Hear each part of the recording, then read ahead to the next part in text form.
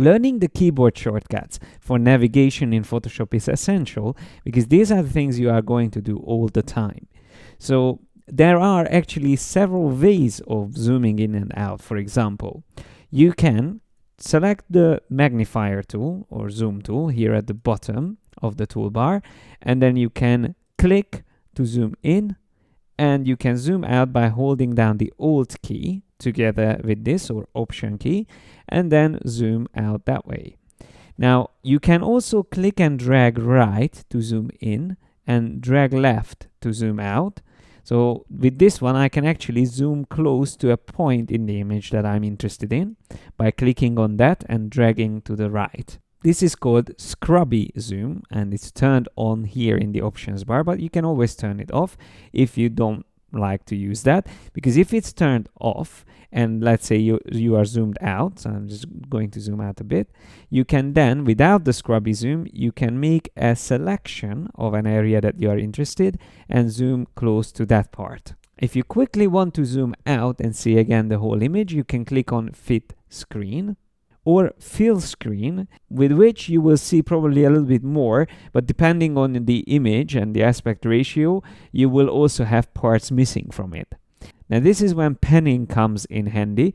So let's say I want to move right and left within this image. I can use the scrolls at the bottom or even on the right to pan around in the image, but far better than that is using the space bar. If you press and hold space, you can see that I can move in any direction I want. So I'm not limited to go horizontally or vertically. I can do any movement at the same time. Another way to zoom in and out is using a shortcut purely. It's Control or Command plus and minus. So Command plus or Control plus zooms in, and Control or Command minus will zoom out. If you press Command 1, that will zoom to the actual pixel size, which is the 100% zoom ratio. You can see it here at the bottom in the status bar as well. So this means that every pixel from this image is using a pixel on your screen. So just to make sure you know that your screen is also using a specific resolution. In my case, my Cintiq is using a 1600 by 900 pixel resolution.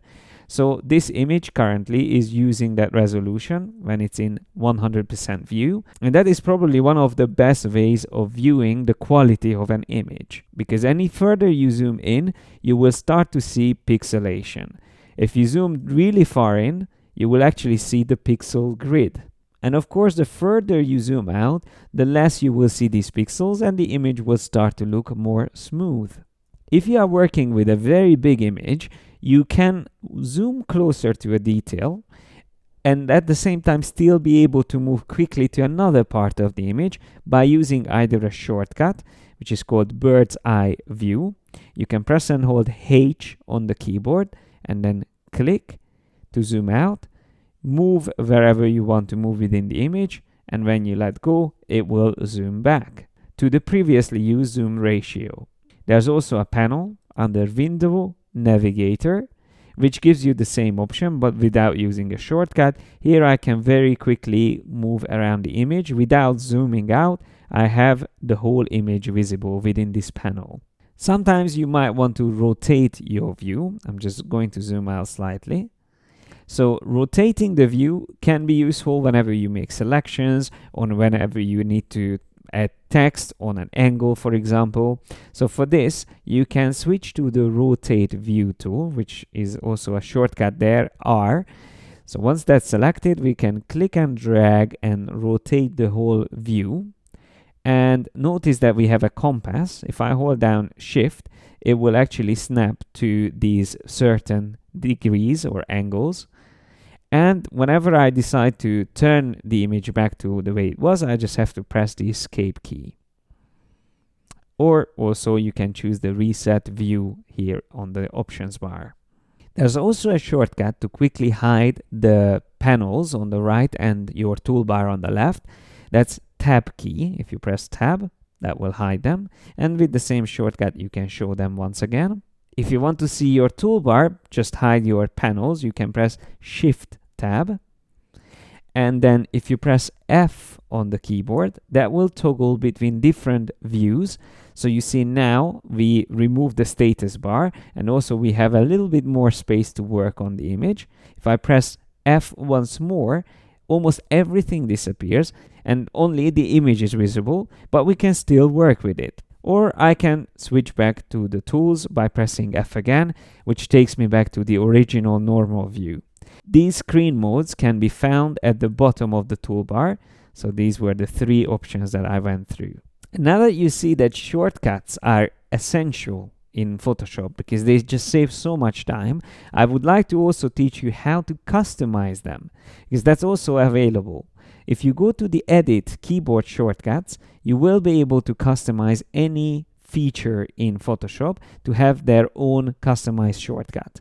So if I go there, I can find first of all the application menus, so all the menus from the top, or panel menus. Within each panel there's also menus and features, and then of course even the tools can be customized, so you can change the shortcuts here as well. Now one of the things that I change almost straight away if I work on a new computer is the edit, step backward and forward. I actually use function keys for it instead of the original Command-Alt-Z, Command-Shift-Z shortcut combination, because it's just much faster to use function keys. If you are a PC user, then you can just set this up straight away without any issues. If you are a Mac user, you also have to make sure that under the system preferences, you go to keyboard options. So let me just switch to keyboard, and you make sure you turn on this option. So to use all function keys as standard function keys. That way you can use them in Photoshop on their own to go back and forth. And if you need to use the original change brightness option, which is associated with function 1 and function 2, you can just hold down the function key as it says, the FN key, to use the special features printed on those keys. So let's go back to Photoshop, and you can see that I already customized these, but it's very simple to change a shortcut. You just select it and then press the shortcut you want to assign to it. If you are a Creative Cloud user, you can actually have multiple shortcuts for the same features. So even if I go back to the original set of shortcuts, where I can see the original shortcuts, so step forward or step backward, I can add shortcut to them. So instead of removing the original one, I can add my custom version as well. And for step backward, I can add F1. But now you see, instead of removing the original shortcut, I have a new one assigned. So I can actually have multiple shortcuts for the same features. Why is that useful? Well, in case someone else is using your computer, they wouldn't have to switch back and forth between workspaces to get back to the original shortcuts if they prefer that. But you can share the same computer and use different shortcuts for the same features. So that's all I wanted to show you in this video, but I mentioned some very important thing here, the pixel grid. If you remember, when I used the zoom tool and zoomed closer to the image, after a while we started to see pixels. And this is something I have to make sure you understand, because this relates to resolution and image size.